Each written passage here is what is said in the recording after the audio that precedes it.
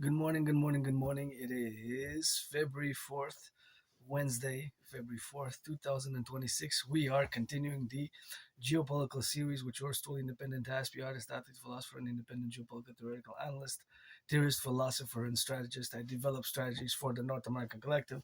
It's time to put myself a cup of coffee. Thank you to my anonymous friend for this great mug, and I'm going to be having some breakfast. It is a Dragon Ball. There's beans in there, there's hummus in there, there's a little bit of crackers in there, there's a little bit of bread in there, there's a leftover, a little bit of soup. So it is a very high, maybe base protein, very rich. Maybe we can eat a little bit of now and a little bit later. So as we're gonna finish it maybe as we go. And I'm gonna be having this instant coffee, affordable coffee. It's actually product of Germany, but it doesn't say the origins of the beans. It just says that it is product of Germany. So somewhere from around the world, they brought the beans in Germany, and they of course processed the beans maybe from different parts of the world. It could be that some beans were from Brazil, some from India, some from Vietnam, and some from Uganda or somewhere in Ethiopia, in Africa. So that's what we're gonna do. We're gonna put this instant coffee and have it strong because it's 9:56 in the morning last time I checked, and I've been doing geopolitics, stretching, and meditation for the past 2.5 hours about. And this is a great coffee if you want to buy it affordable, 150 grams. I paid it for five. I paid $5.50. Although I gotta say that it was on special. So I did purchase it on special. So that's how we're gonna rock and roll it with that. And since somebody donated to yours truly a little bit of milk, and it's best before February 3rd, which is yesterday, that means that I have to use this milk within the next 3.5 days, like by Saturday. So I'm gonna use it today and put some milk in the coffee. So we're gonna have a little bit of milk I don't usually have, but now since it was donated in the community fridge, and we're gonna put that hot water and get ready to rock and roll. Second part, well, actually it's part one because yesterday was the introduction. So I decided for the month of February to launch the series lectures of Dragon, Geopolitics with Dragon. Today is going to be North American Collective. The king is absent. The king is absent. The King. The king is absent for the Canadian perspective. The king is absent. This financially stressed citizen who's an artist who lives with a neurological mental divergent condition known as Asperger's. I'm going to make the statement that the king is absent, and you're going to see the relevancy of making this statement further on as we advance. And I have discussed it in the past. Get acquainted with hundreds of my videos, from yesterday videos going to the mountain and the one prior and from 2 years ago and 3.5 years ago, and read the transcripts like their scripture. Let's see how much we got of this cup of coffee, and we're gonna ready to rock and roll. Aspie Geopolitics with yours truly, Dragon. Let's check it out. The ratio, usually I make it strong in the morning, lighter in the afternoon, and then lighter in the evening. So 24/7 geopolitics, sports and fitness, rock and roll. Pledge your allegiance, legions to our family from this underground room house and temple. Perfect. Perfect for the class, for the lecture, for the discussion, for the analysis thereof. I think is just perfect. I'm gonna put it on the new table which I received because I don't want to put it in front there because otherwise it might slip and might cause some damage.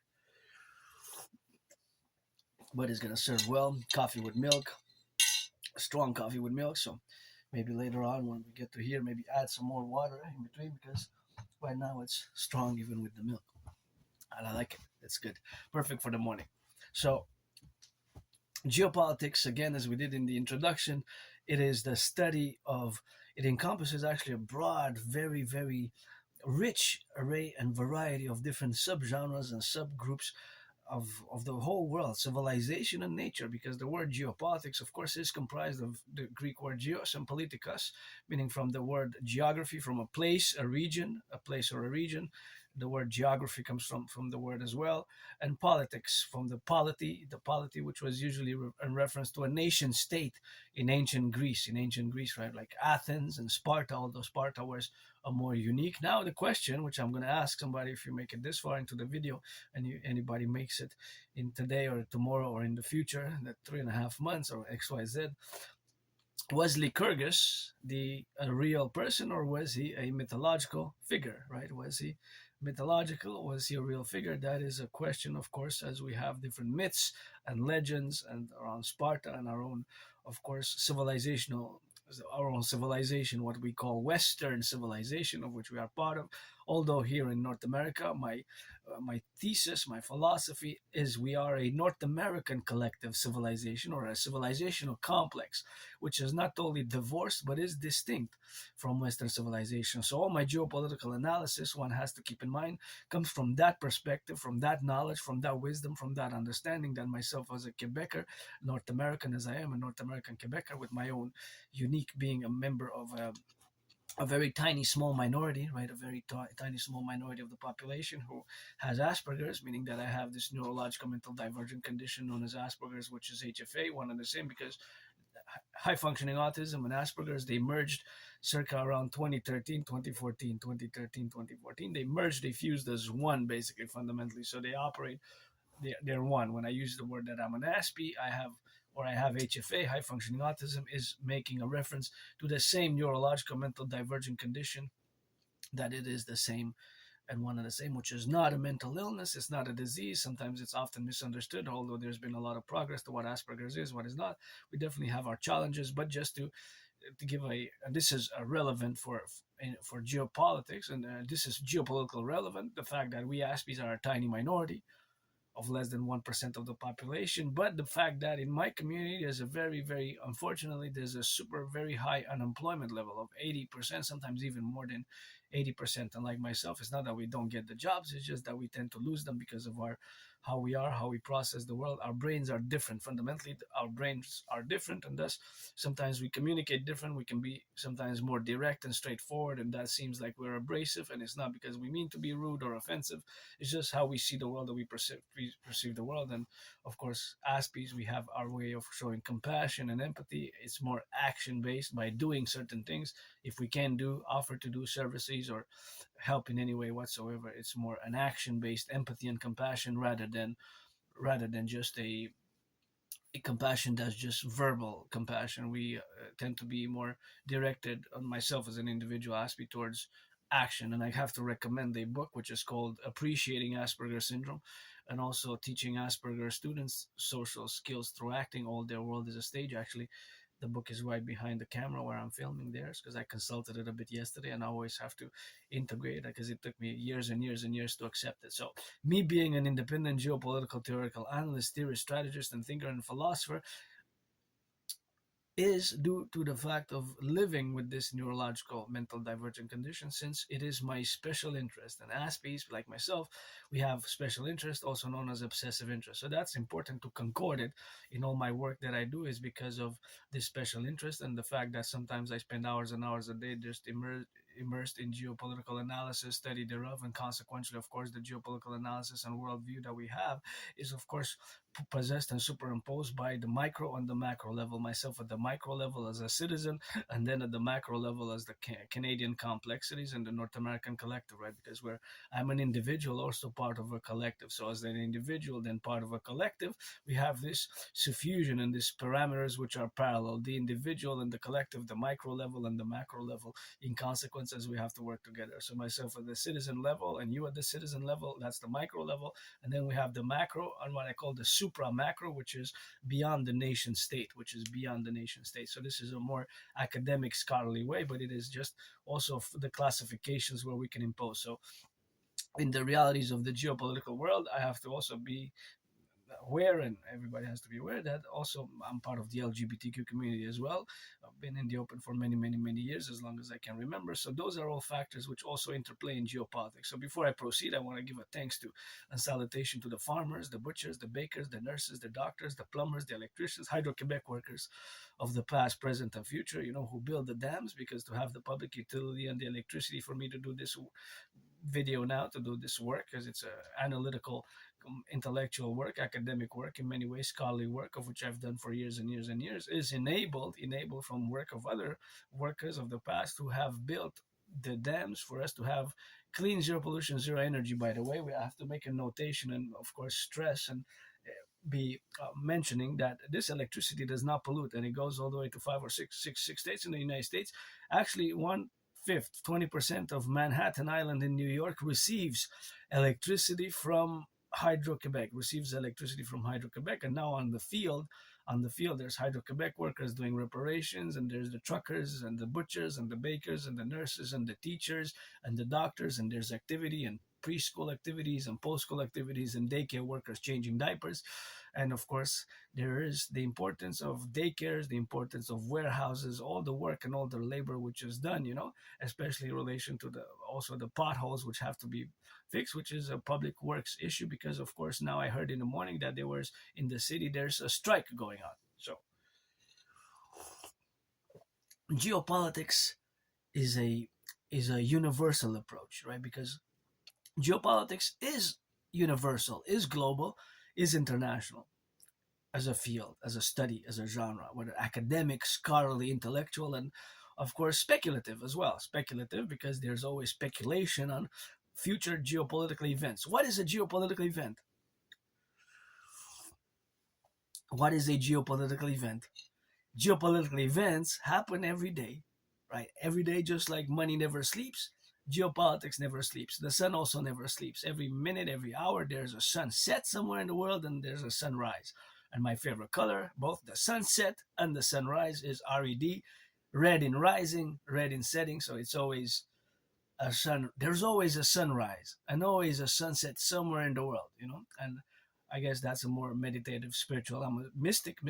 I don't have all the answers. At the table, it's God bless, God is kiss. I got trillions of kisses, and I'm open if you're 18 plus, black or white or black or man or woman, for friends with benefits. I don't want to waste anybody's time. As a matter of fact, in about 11 days, I will be celebrating 6 years since right in this room off Sun Temple, where I came here with nothing really, The only thing I still have left, I think, is a jacket, which I retrieved. I got it as a gift because it was in a bundles that were donating clothes, and I took that one because that one jumped to my eye because it had 5 buttons and it was black and gold and had a little green on it, and it had 5 stars on it. So that I got in November 2014. So I think that's kind of the only item. I have the high school diploma, of course, and some journals that I kept, and some poetry and some songs that I write because I'm an artist. I write rock and roll songs. But other than that, I came here with nothing, and I gotta be stressing that my rent's paid my rent, paid my electricity bill, Hydro-Quebec, paid my Netflix, paid my phone, because my anonymous friend, thank you for sponsoring the phone. I say I'm gonna pay it in 3 installments, January, February, March. So I have one more installment to make. So that means that I paid 2/3. What's the percentage? 2/3. Well, it's actually 66.666 because it goes right when you have thirds. It's not just like quarters or fifths. It is goes on. What's 1/5? 1/5 is 20%, right? 1/5. 1/4 is 25%. And as an Aspie, there's always mathematics going on, and there's a great involvement of having some percentage-wise knowledge of mathematics at the percentage level. For example, international trade and trade deficits is a matter of geopolitical study, right? Trade deficits is a major point. What is a geopolitical event? What could be a geopolitical event? What has been a geopolitical event? I'm gonna sip some coffee, think about the question. What is a geopolitical event? Because we're gonna advance, and sometimes it's gonna be mixed with more higher concepts, more academic, intellectual, and you have to be aware that I'm an independent, I would say, doctor of geopolitics, but in my ways, of course, because I've been doing work for years and years and years. And it's important to mention that actually in 2019, and I have proof for what I'm going to say, I have the proof. In 2019, in October, I have predicted that there will be an international conflagration. So in 2019, I predicted that there will be an international conflagration. And of course, the world has been going towards that. So the world has been kind of, in many ways, parallel in the general dynamics. The world has been translating or evolving or going in that direction as I had predicted it back in 2019 in a general manner, not in every detail by detail. For example, Donald Trump was still president when I did the prediction, so there wasn't elections yet, and although I would have voted for Biden, granddaddy Trump knows that I would have voted for Biden. However, I'm myself a universal revolutionary centrist. Even before Trump's re-election, I was advocating for Canada to become a republic and to move towards the fusion of Canada and the United States before Donald Trump started the second administration and the aggressive impositions of tariffs on Canada, paradoxically, calling the us. The only thing that's more important for me is the invitation for admission to the union. That is a geopolitical event, but a paradoxical one because Granddaddy Trump made the mistake to go about it by tariffs and what have you. But we have to also understand as Canadians, as this geopolitical session, study, lecture of the series, which I launched yesterday, could be entitled "The King is Absent: North American Collective," in the context of the Canadian geopolitics or Canadian geopolitics, that the king is absent. So what does that mean? It means, in a way, in many ways, that I have been and will be for a day more of Canadian Republic and the fusion with the United States thereof. But Donald Trump, of course, invited us in a paradoxical manner, not the right way. He did mistakes, lots of mistakes, and sometimes we have to say we're sorry and we did mistakes. I did so many mistakes myself, so many suffering, struggled here, lost employment. I had so many jobs over the past 11 years, and I made so many friends, and because it took me years and years and years to finally accept my difference. From about 2015 till about 2022, I've been told by several people that I have Asperger's, that I have HFA. That's why I encounter these difficulties, these obstacles, these problems, lose friends, lose friendships, lose jobs, because I'm different. And I will always be different in the way, because my brain is different and Aspie's brain are different, and we're not bad or evil or negative. Sometimes it takes lots of patience to fully understand Asperger's, right? It can be very difficult. But now, because of my anonymous friend, what I got to thank for the books, which was rented 4 times, and several books which I have and I consult often every week, and I reread the same paragraphs because they're important for me to integrate them. Especially the book that I recommend on Asperger's is called Appreciating Asperger's Syndrome. The book called Appreciating Asperger's Syndrome is a secondary book which I recommend is Appreciating Asperger's Syndrome is called Teaching Asperger's Students Social Skills Through Acting All Their World is a Stage, right? So that has to be understood fully, because it's a paradoxical manner that we are good Aspies, our special interest, usually we tend to excel. And my holy trinity has been, is, and probably will be rock and roll, sports and fitness, geopolitics. Geopolitics, the study, the analysis of geopolitical events 24/7. With rock and roll, I write rock and roll songs because I'm an artist. And sports and fitness, although dancing is my favorite sport. And I got to give a salutation to Utah, the state of Utah, UTAH, Utah. I wish one day to go see the dancing events, competitions.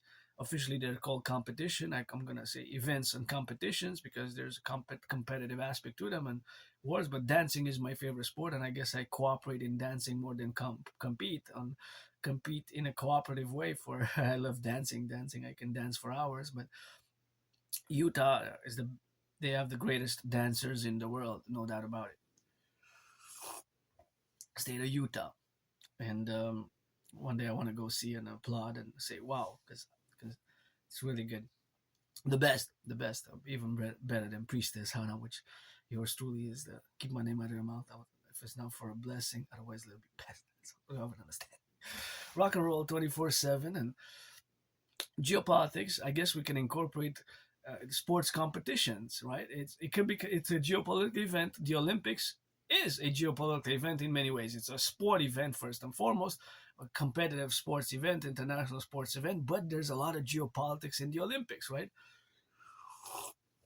Because the athletes don't represent just themselves as individuals, they also represent countries.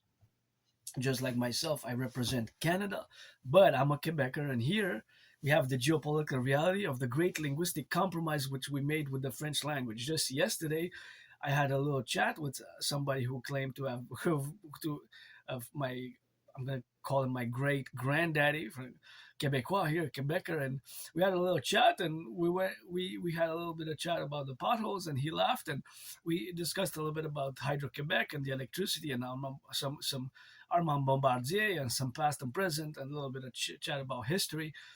A few minutes, not a long hourly dialogue, but a few minutes on the street, and he was very jovial, and I was jovial, and yes, he mentioned that hey, even in my time when I was your age, said we were heating with the lamp and the oil. I said, oh, fais-moi pas penser à ces temps-là, toi là. So I was saying, don't maybe don't talk to me about the lamp and the, that was really old school. But he so I'm not sure that he meant as literally that he really was that old, or that he meant literally that he was that old, but nonetheless, I found it humorous and comedy because he was saying it with a smile and laughing, and kind of like to tell that he basically a way to tell me that he was very very old. So we had a really good encounter, a good connection, you know. And sometimes for Aspies, it's more hard to understand certain jokes, but it depends. It depends the variety because we tend to understand some humor, some comedy, some humor, some comedy we don't. Some social nuances we don't. They have to be more explained in more verbal way, but sometimes we can make good connections, such as I did, and I'm always willing to build bridges, small bridges, medium, large, extra large, because just like when you order coffee, fries, or pizza, you know, you might order a small coffee fry or pizza, or a bigger coffee fry or pizza, or a small, medium, large, or extra large within those four categories. Just that's the way we have to build the bridges. So, due to those books and the support with books and that I had over the past 3.5 years, because again, it took me years and years and years to accept it, about 7 years, more than 7 years to accept that I have Asperger's. I didn't want to accept it, you know. There, I'm not ashamed, or I don't have to be ashamed of it, to be a stigma. I just understand it. Over the past 3.5 years, I've been working on it, and I have that understanding. And with that understanding, that my difference also to learn that the hard way is sometimes that I have certain vulnerabilities, and Aspies we can be in certain relations, job, workplaces, vulnerable. So we have to always concord it in that manner. So we have to concord it and thus take action in consequence, because we can have vulnerabilities, Aspies, where we have our own vulnerabilities due to not understanding fully sometimes social dynamics. It can be hard for us, and ourselves we're sometimes very direct and straightforward, very direct and straightforward, and it can seem abrasive, it can seem rude or obnoxious or offensive. It's not that we mean to be, it's just how we perceive the world, and how we perceive the world. So we have our, what I call in parentheses, our DD, disorder and disabilities, yes, in parentheses for certain cases, but that parentheses is cancelled and nulled by another parentheses, which is the SS, special skills, which for Aspies we can be above average in mathematics, above average in mathematics and above average in linguistic comprehension and language skills. So language skills and math skills, mathematical skills, we can be above average. I'm not a mathematical genius, but there's always mathematics kind of being involved. So, for example, I'll give you an example. This is 150 milliliters of milk, right? 150 milliliters. Now, in order, let's say the cup of coffee, I would have lines here. What would be the ratio to get a good cup of coffee for milk and water? So, I would say that it would be three times. So, three times 150, that is 450. 450, right? Because 150 milliliters times 450 is that ratio. Now, I would say that I didn't even have three times the size, but I would think the ratio is more one third for the whole cup of coffee. So I would say then times two. So it would be 300 milliliters of water and 150 milliliters of, so that's 450 milliliters total. So that means that's one third milk, two thirds water, right? So these percentages are always going on in my brain, kind of calculation. It's a constant thing, even when I work. When I go to my marches and work and meditate, sometimes I calculate the cars, the speed, or my distance, the velocities, and to do a risk assessment vis-a-vis my other fellow citizens, right? If they march and I know that I'm marching fast, and I might have the backpack, that I take more space with the backpack. And if there's a family, or there's children, one on one side, one on the other, then I apply a principle for safety and security called a few steps to the right or to the left. So the security steps, I call them security steps. So I go left or right just to make sure that I give them space, because I calculate the trajectory. And so it's a mathematics can help in these ways, you know. But I also calculate the, for example, the price ratio differences, the differences of the price, right? So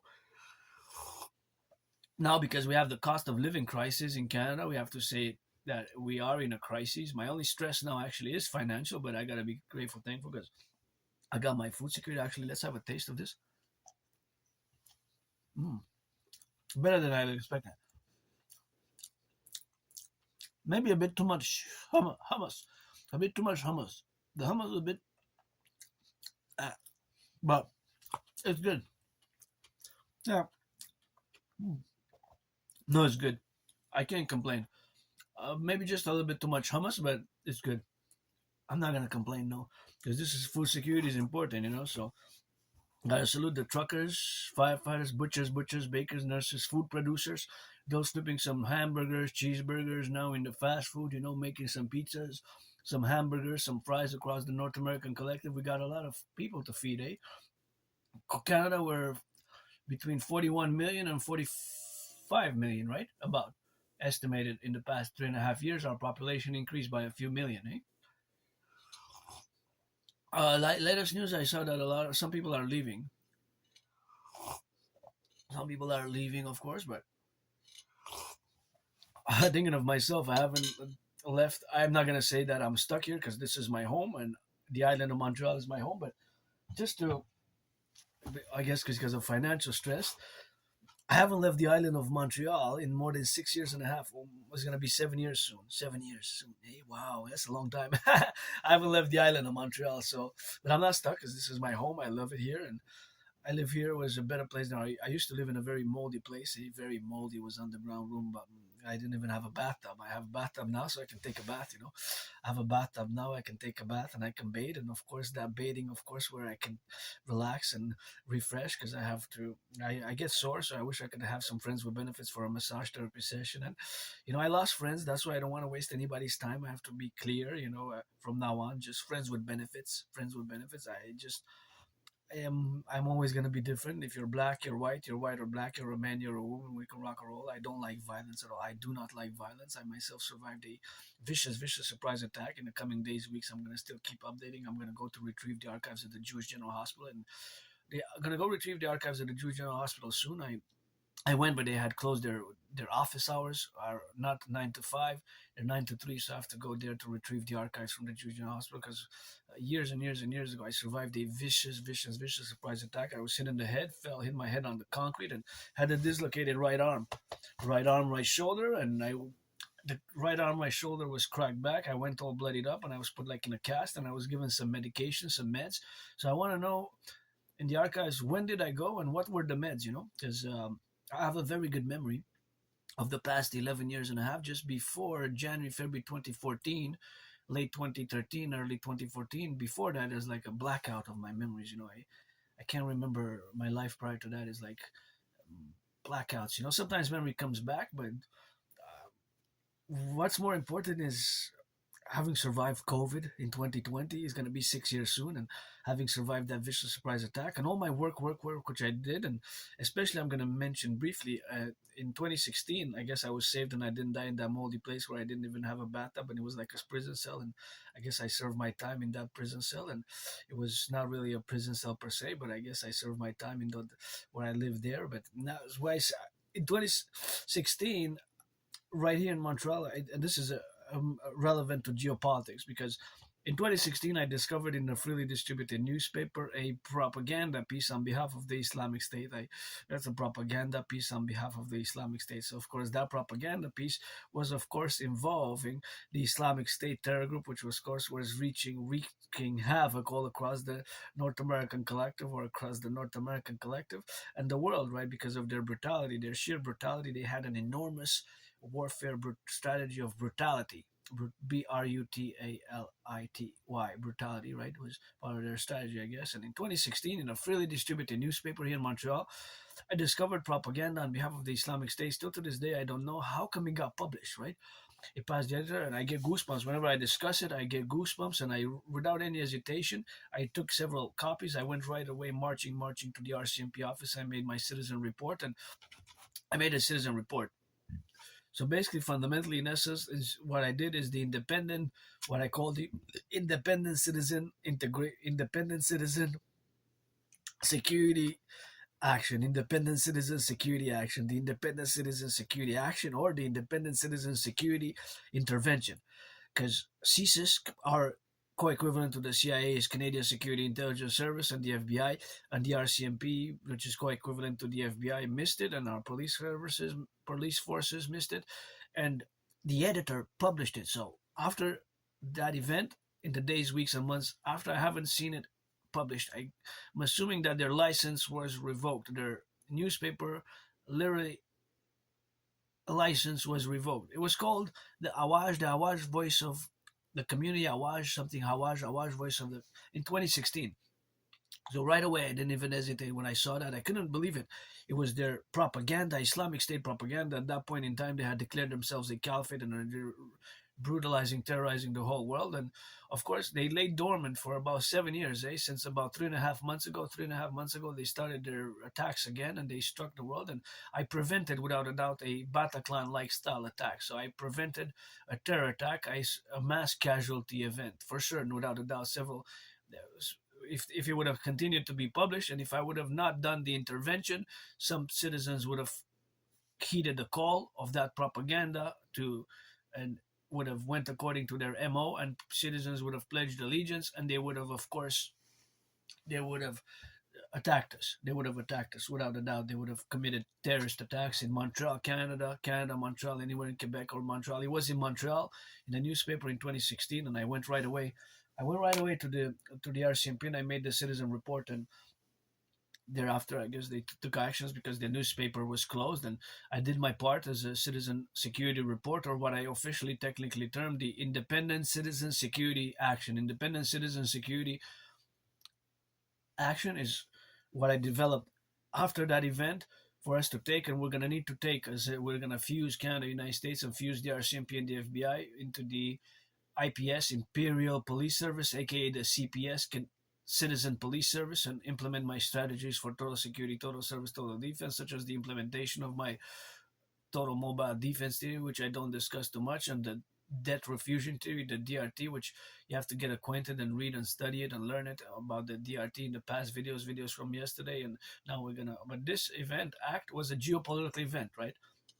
That was me as a citizen, independent at the micro level, doing this independent citizen security action, independent citizen security action, independent citizen security intervention, whether we call it intervention or action or intervention or both. Basically, it co-equivalates to me having saved potentially hundreds of people, a Bataclan like style attack, terror attack from on the Islamic State. I get goosebumps whenever I discuss it, but it's important because it's in the context of today, of the resurgence of the Islamic State, which was a caliphate. So international terrorism is part of still geopolitical events, right? So that was a geopolitical event at the micro level. Me discovering in Montreal propaganda it was in a freely distributed newspaper. That newspaper was free of cost, and it hasn't been published ever since.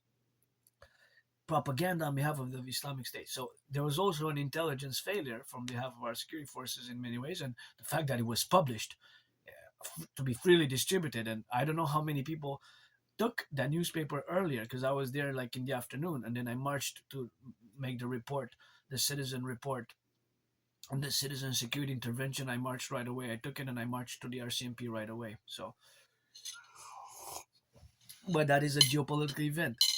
What is a geopolitical event? We go back to the question. Well, a geopolitical event can be the re-election of Donald Trump. Well, now it's been a year that he is. A geopolitical event could be, of course, the elections. So holding elections can be a geopolitical event. Establishing a organization and institution is a geopolitical event.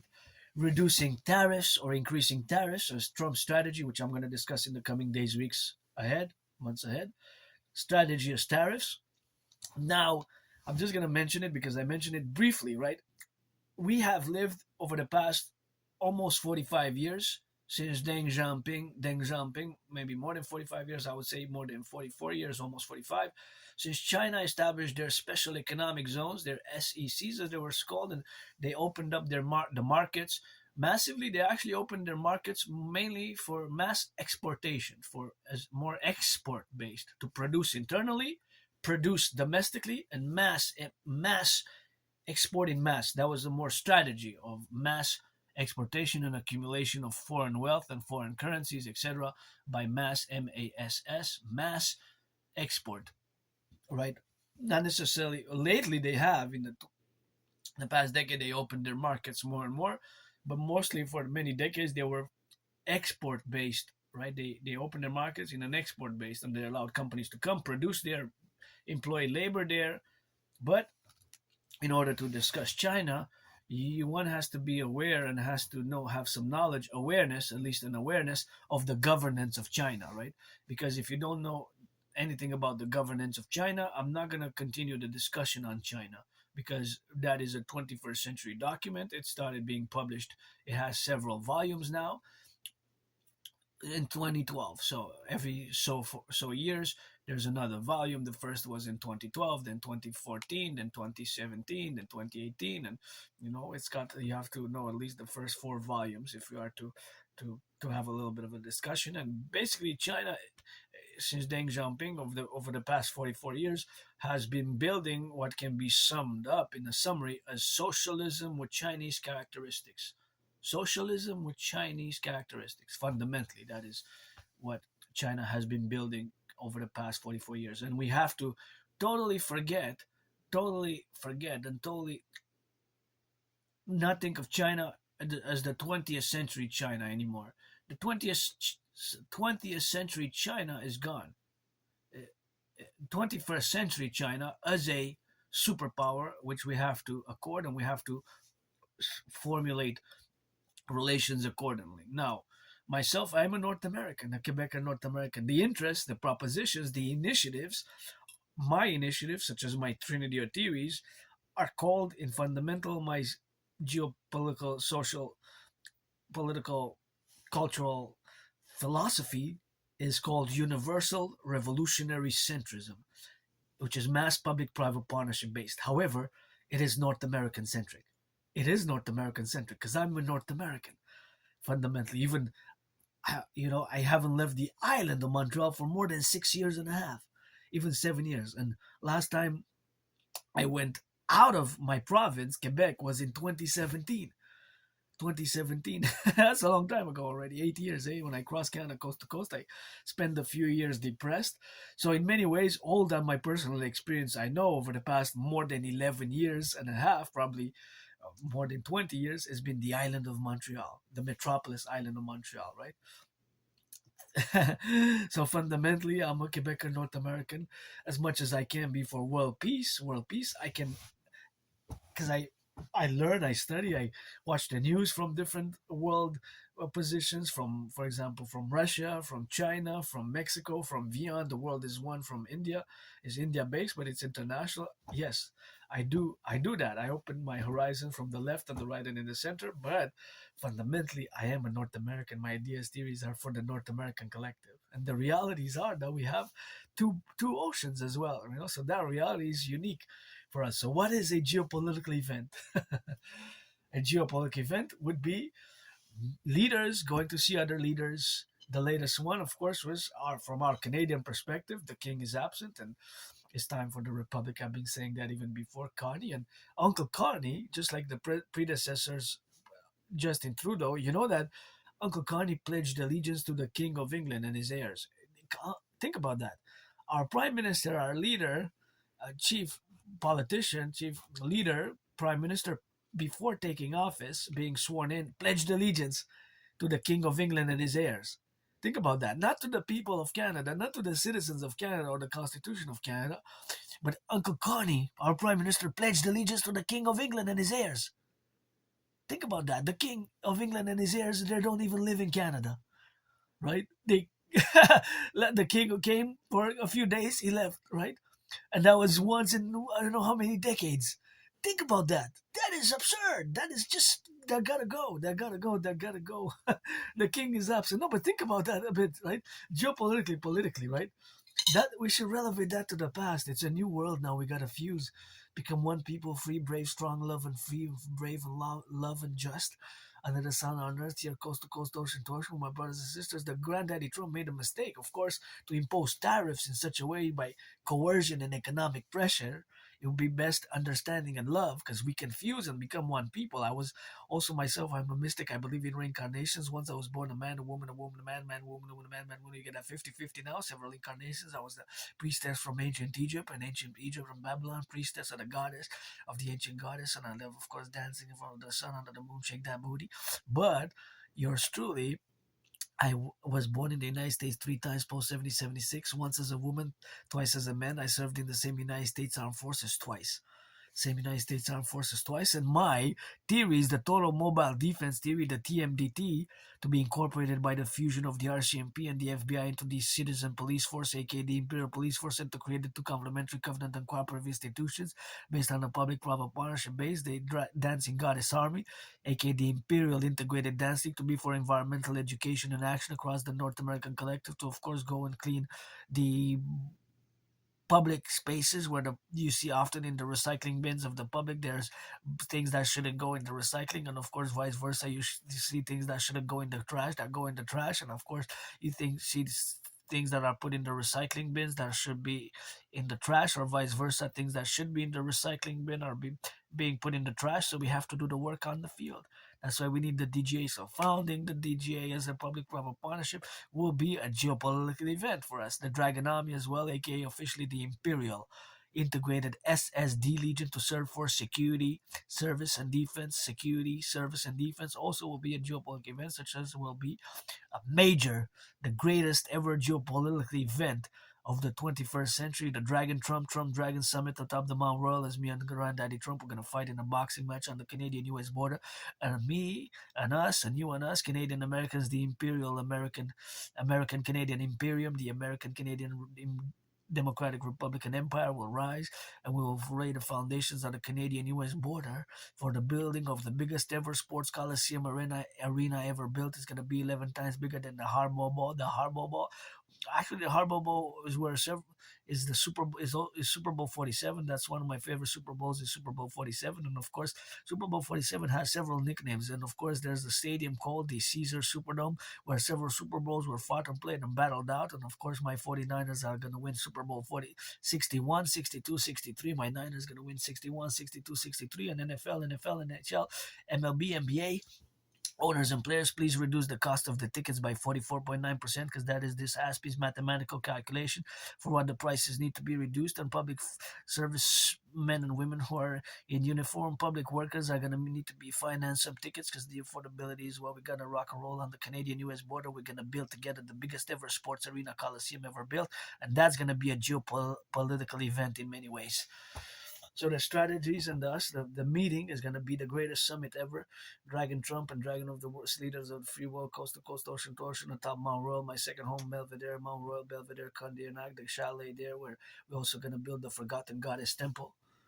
Goddess, Goddess. I laid those trillions of kisses for the dancing goddess in the dragon kingdom, and we need to complementary be the trillions of kisses where I like to get the foundation for the forgotten goddess temple. And she doesn't need me to build the temples. I'm a piece of dust, just nobody still lost dancing rock and roll Aspie, but she's got the pyramids, she's got the pyramids, and those still last after 4,500 years, those pyramids.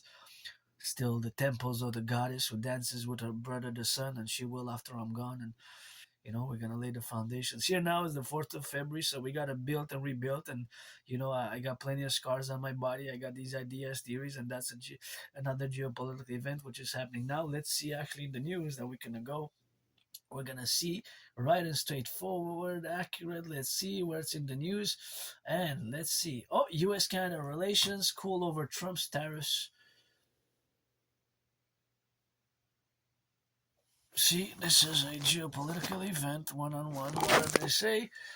That border gotta go. That border gotta go. Border gotta go. Interesting. Paradoxically, providentially, this is what the first news, because it's mostly things that are geopolitical in nature that pop on my feed, Geopolitical in nature that pop on my feed right here. So that's what we gotta do. We gotta get rid of the border. And the NHL actually, it's not National Hockey League, it's binational. Think about that.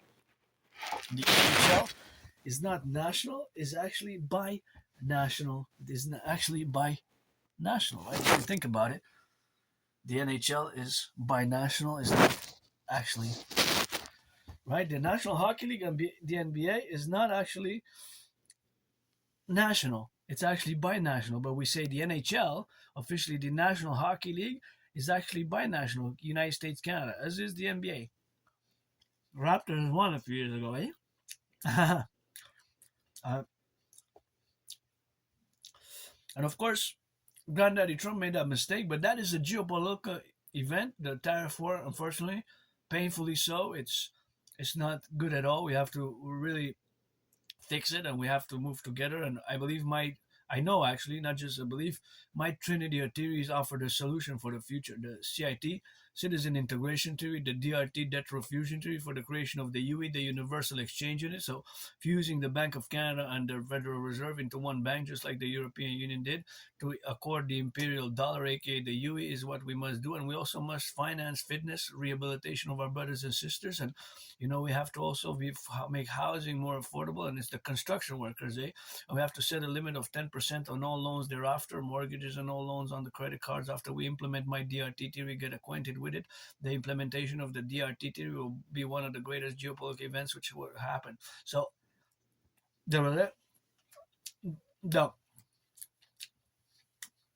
the geopolitical reality, of course, is also in nature. For example, for Canada, just think about it, that actually food bank use has more than doubled in the past 6 years. Think about that. So I gotta be grateful that I have this food and it's enabled me to do what I need to do, to clean a little bit, to do this video, to respond, check my emails, send some emails, see if I can get some revisions, see if I can have to do a follow up for the jobs that I applied for, some work that I have to do for everything that I do, and then I go work out, train, exercise for a few hours in the sun, and do more meditations. And my days, of course, because of my Asperger's, I have these ritual like routines. The Aspies, we have these ritual like routines, so it's kind of 24/7 for many, many, many years. It's kind of a discipline, but it's a ritual like routines which Aspies we have. So it's kind of the way that we engage. But think about it, that the geopolitical realities for Canada also is that more than 75% of our exports go to the United States. So that's more than three quarters. 75% is more than three quarters. Sometimes it's more than 75%. It could be 80%, even more than 80%. So just the percentage is just so big. So the border has to go. We have to fuse. My way best to fuse, and that is a geopolitical event. Also, the fact that Granddaddy Trump, we have to understand also what has been the invitation on the table in many ways, right? Admission to the Union. So in United States American political culture and history, it started with 13 states, and Granddaddy Trump, it's now one state. It's going to be 13 because we got 10 provinces and 3 territories. I guess the 3 territories we can turn into one state. We can turn them into one state. Not really a problem with that. That would be 11 though, but preferably 13, just like the original, to add 50 plus 13. 13 plus 50 is, do the math, 63. 63. That's why in my songs, rock and roll, always for the 63, let our empire rise and be. Always for the 63, let our empire rise and be. Always for the 63, let our empire rise and be. The 63, right? Just like the original 13. And to fuse the Bank of Canada with the Federal Reserve into the IPS, Imperial Central Bank, to create a common currency, and to fuse the RCMP, Royal Canadian Mounted Police, and the FBI into the CPS, Citizen Police Service, and implement my theories, the CIT, and build those citizen integrated security centers where citizens can see everything that's going on the highways, the potholes, and to accord all citizens to do an amnesty as well, right? Everybody who's been living in Canada, United States for the past 7 years, to be accorded this new citizenship, right? As we're going to fuse. So we have to also understand admission to the Union, because paradoxically, Granddaddy Trump has offered us on the table admission to the Union.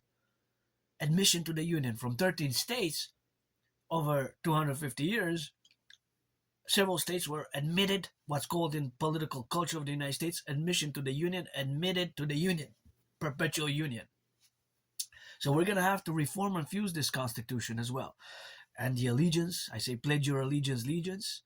Thou art family, but we are family and citizens. We're going to be family and citizens, right? We're going to accord, and my allegiance will be also to my brothers and sisters across the 63, coast to coast, ocean to ocean, and all ALL who come to join us here. As for our allies, we're going to formulate the imperial strategy according to my DMAA, Direct Military Assistance and Action. Direct Military Assistance and Action, DMA, is a theory protocol formulated for the NATO complex. As for the Total Mobile Defense Theory, the TMDT, I don't discuss it too much because it's so security binational for both Canada, United States, and NATO security importance in the security that I cannot divulge too much of it. I have to discuss it and put it into application with the highest ranking members of the FBI, RCMP, United States Armed Forces, all the security forces, the armed forces of Canada, United States, NORAD, and even NATO. So the compromise, which we're also going to be in Greenland, is going to be we are going to have to fuse and turn the island into a more bi-neutral, what I call bi-neutral security service and defense complex with the Dragon Army initiatives, where we're going to have the training for the total mobile defense theory. But I can't discuss it over much, and that's really serious. That's like, it's so serious that people who are required to pledge allegiance is to swear to defend this theory for coast to coast, ocean to ocean defense. Otherwise, you get that tongue out, with hot iron pincers, with hot iron pincers, with that. No playing around, because this I can't discuss it too much. Total mobile defense theory, the TMDT. When we put it into an S, it becomes a system. So the total mobile defense theory, TMDT, total mobile defense theory, the TMDT, when we put it into an S, becomes a system. But it's for security, service, and defense, right? Related. Only for security, service, and defense within the security, service, and defense philosophies. So we go back to what I predicted back in 2019, that the world is headed towards an international conflagration. And of course, the world has been headed towards an international conflagration, just as we have had in the past. So that is, of course, the relationships where we have to pinpoint and to progress further from today into the future. And we have to implement my DRT, the debt refusion treaty, for the creation of the UE. So we're going to take all the public-private debt. We're going to create this new currency. We're going to fuse the central banks, Federal Reserve and the Bank of Canada, into the Imperial Central Bank, as we're going to fuse the RCMP and the FBI into the Citizen Police Service, aka the Imperial Police Service, IPS or CPS, to serve the same models and also be guided by my new 911 Dragon Army Total Protocols for Total Security, Total Service, Total North American Collective Defense, or SSD, Security Service and Defense. So as an Aspie, we're more good perhaps at these philosophies and intellectual and academics, and be good referees, just like the NFL, because dancing is my favorite sport, but I love gridiron, football, and sportsmanship. That's the application for our security forces, the fusion of the RCMP with the FBI, Federal Police, into the Imperial Police Service, the Citizen Police Forces, as we're gonna fuse together into the Imperial Republic and the American Canadian Imperium, the American Canadian Empire, is going to be the reform of the Constitution, because fusing us together will enable us for the 21st century, which we're going to concord a mass PPP, public-private partnership, and thereafter we're going to concord to open more business and do all the things which we're going to do to clean the environment and make sure that our cities, the proper recycling is being done, because individually we have to do it ourselves and repair our bridges, our roads, our infrastructure, our bridges. So we have a lot of work to do. So what is a geopolitical event? Let's see if we can find any. Let's see if we can find any. Wow, what is that? Well, I don't know about that. Okay, this can be a geopolitical event, but I'm not too much into this type of analysis, but because it's important, it's the connection of the Epstein files, the Epstein files. I guess they could be controversial in many ways, right? But we have to. But the Gary strategy just imploded. Giovanni's movement into the liberals. Is that maybe a geopolitical complex? I'm not sure. I'm not sure what it is with that, or Rock&Roll. So, what is the what is the relationship here? I guess the Epstein files are popping up because they're so recent in the past 3.5 days, but yeah, this could be problematic, I guess, because there's whatever the case may be. Okay, so this could be a geopolitical event. It could be that it is the meeting between the I don't know. Sometimes they just pop on my feed. For example, it could be Canada on life support, and I guess Bill Gates with the Epstein file. But Bill Gates is a major geopolitical figure. So it could be that Bill Gates's organizations or establishment of organizations or these things can be geopolitical events. A geopolitical event is now going to happen today. So what can be a geopolitical event? For example, it can be that China invades Taiwan, which is a possibility, right? That China invades Taiwan because they still have the claim that Taiwan is an integral part of China, which is an unresolved conflict from the 20th century. We have unresolved conflicts from the Cold War period. The Cold War period, which lasted almost 45 years. Some say 46. I don't mind saying more than 45. I can go for 46, but usually I place the Cold War between March 1947 and end of December 1991. Another point of contention from the 20th century is Kashmir, right? Pakistan and India in the Kashmir. They had a little skirmish a few months ago. So a geopolitical event can be such, of course, as the beginning or even a conflict resolution. If we have a ceasefire that is the ceasefire is a geopolitical event.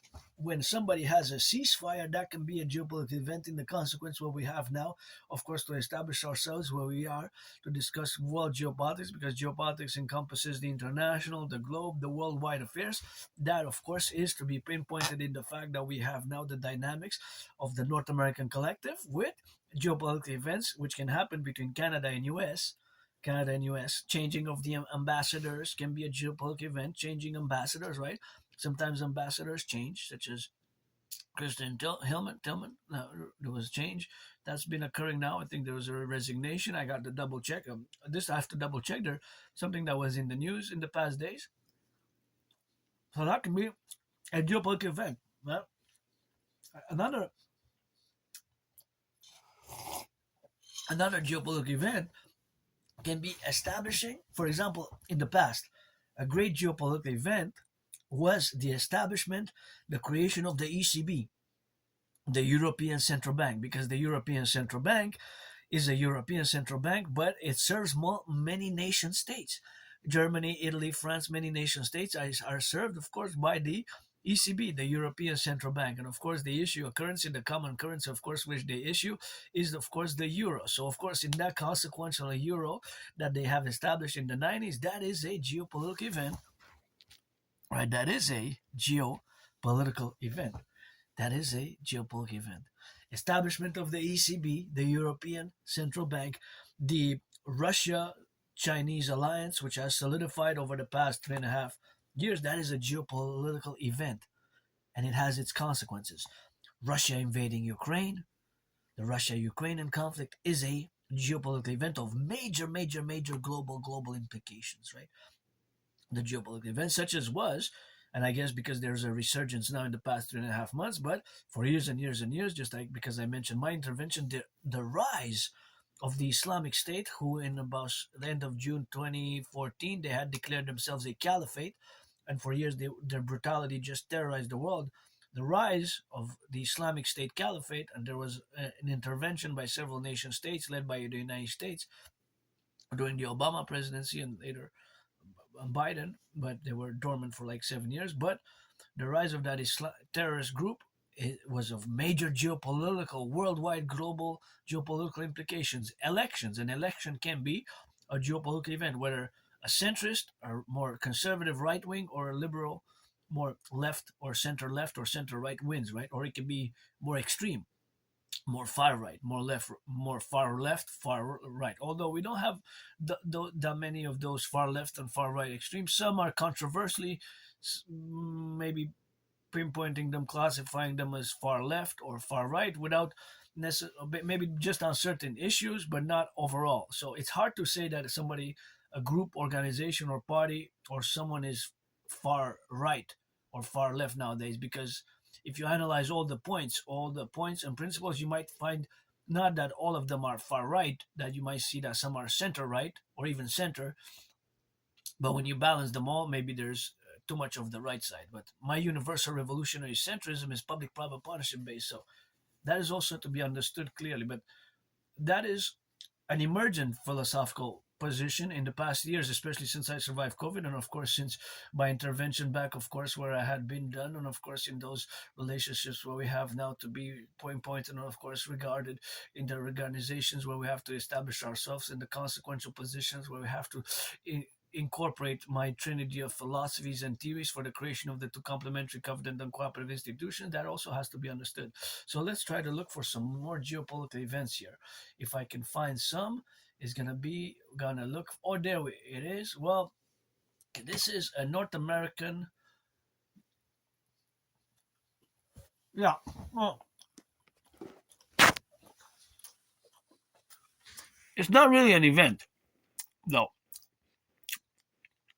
it's not really an event. There was a poll conducted, right? So, well, so that's not really a geopolitical event, although it could be considered, but it's not really. It's not really. Okay, it's not really an event per se. An event, an event would be, for example, somebody who is neurodivergent to be elected president, somebody who is part of the LGBTQ community to be elected head of state, right? That would be a geopolitical event.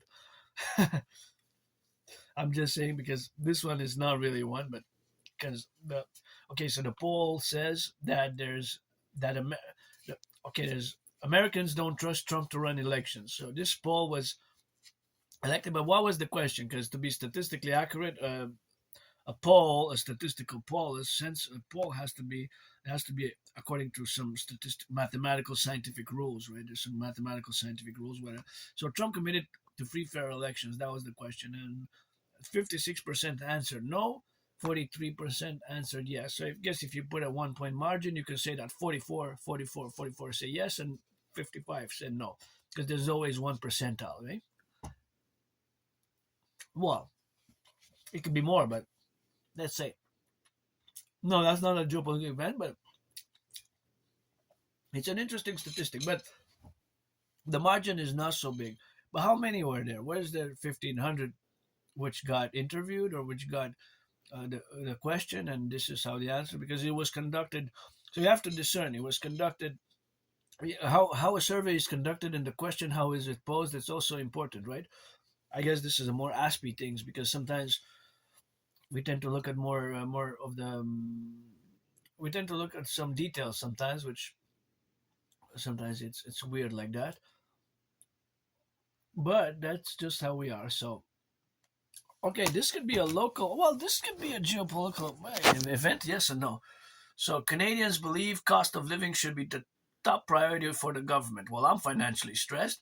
I'm myself financially stressed. So yes, it should be top priority. Of course, should be top priority. And of course, should be top priorities where we have, of course, now. But it is something with the dynamics where we have now. Alberta calls for judicial appointment reform. So a geopolitical event.